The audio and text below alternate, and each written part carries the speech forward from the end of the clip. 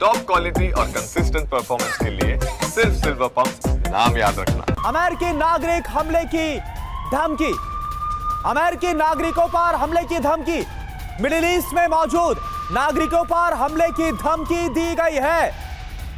तो ये देखिए आप, बहुत बड़ी खबर है। तो क्या अब अमेरिका मिडिल ईस्ट में मौजूद तमाम जो अमेरिकी नागरिक हैं उन्हें वहां से बाहर निकालने की कोशिश करेगा, एडवाइजरी भी जारी करेगा। इसके बाद एक और बड़ी खबर, इराक में अमेरिकी दूतावास की सुरक्षा बढ़ा दी गई है।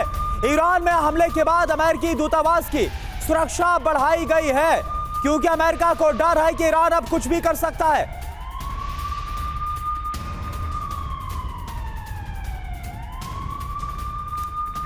और देखिए हमारे साथ डीके पांडे सर भी यहां पर मौजूद है। सर, मैं वही सवाल आपके पास लेकर आ रहा हूं। एक तरफ अब खबर यह आ रही है कि तमाम जो अमेरिकी नागरिक हैं मिडिल ईस्ट में उन पर हमले की धमकी दी गई है, और दूसरी तरफ डोनाल्ड ट्रंप ये उम्मीद कर रहे हैं, ये एक्सपेक्ट कर रहे हैं कि उन्होंने हमला किया लेकिन ईरान अब चुप हो जाएगा, अब शांति हो जाएगी। क्या अमेरिका को यह लग रहा है कि उसके हमले के बाद ईरान किसी दबाव में आने वाला है? देखिए, पहली बात तो कि हिंसा से आज तक कभी हिंसा जो बढ़ी है वो घटी नहीं है, शांति की बात तो दूर है, वो सिद्धांत तक गलत है। अब जहां तक बात है कि जो ईरान कह रहा है कि 40 से 50 हजार जो है अमेरिकी ट्रूप्स जो हैं वो 19 लोकेशन में है मिडिल ईस्ट में, 19 जगह में है, यूएवी, सीरिया, कतर, ओमान सब वगैरह में ना, हम आप लोगों ने कई बार दिखाया हुआ है ये अपने कार्यक्रम में। तो ये उन पर अटैक करना, निश्चित रूप से अटैक करने के लिए उसको अब उसके पास बहर विदौल तो है नहीं, उसके एयर पावर तो है नहीं। जो जहाज है, हालांकि उसके पास लगभग 210 जहाज फाइटर एयरक्राफ्ट हैं, लेकिन उनकी क्षमता वो नहीं है कि जाके दूर अटैक करें। तो इन पर अटैक करने के लिए उसको वापस हुती और हमास और हिजबुल्लाह का सहारा लेना पड़ेगा, जिसमें बहुत समय लगेगा। निश्चित रूप से अभी जो पोस्टरिंग हो रही है, एक बहुत महत्वपूर्ण प्रश्न पूछा कि क्या वहां की जो मिडिल ईस्ट की कंट्री है वो साथ देंगे उसका? अरे भाई, इतने साल से ये युद्ध चल रहा है, इतने दिनों से ये प्रॉब्लम चल रहा है, किसी ने भी शांति का प्रयास भी नहीं किया।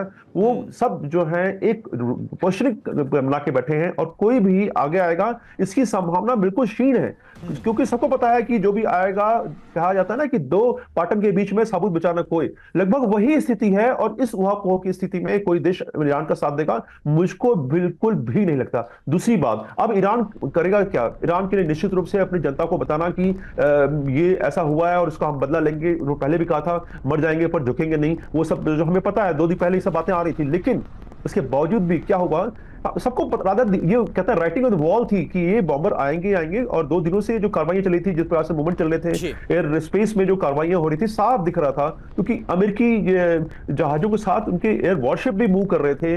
अभी ब्रिटिश वॉरशिप के मूव करने की खबर आ रही है। तो ये निश्चित रूप से देखिए, जब इतना बड़ा अटैक होता है, सबको पता है कि इसका प्रत्युत्तर जरूर आएगा। किस रूप में आएगा वो केवल मात्र उनके पास कोई, यानी डीके पांडे सर, आपको यह लग रहा है कि मिडिल ईस्ट में कोई भी मुस्लिम कंट्री सीधे तौर पर इस जंग में नहीं कूदने वाला है, लेकिन हाँ, जो आपने जिक्र किया कि ब्रिटिश वॉरशिप मूव कर रहे हैं, नेटो फोर्सेस जरूर ईरान के खिलाफ इजराइल के साथ आएंगी। उधर रूस का क्या होता है रुख, क्या वो भी सीधे तौर पर आएगा? चीन का क्या रुख होता है? इस पर सबकी नजर होगी।